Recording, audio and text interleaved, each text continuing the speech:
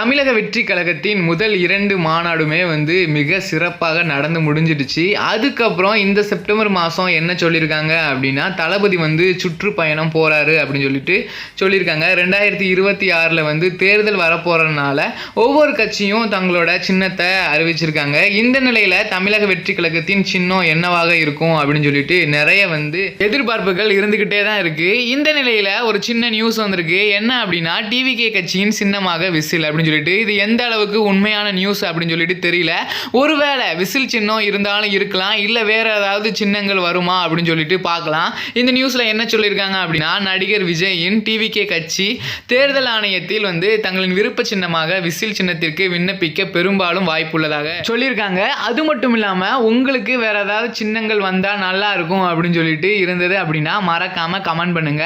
இதே மாதிரி நிறைய அப்டேட்டை நீங்க தெரிஞ்சுக்கணும் அப்படின்னா நம்ம சேனலுக்கு சப்ஸ்கிரைப் பண்ணி வச்சுக்கோங்க. நெக்ஸ்ட் வீடியோவில் பார்க்கலாம்.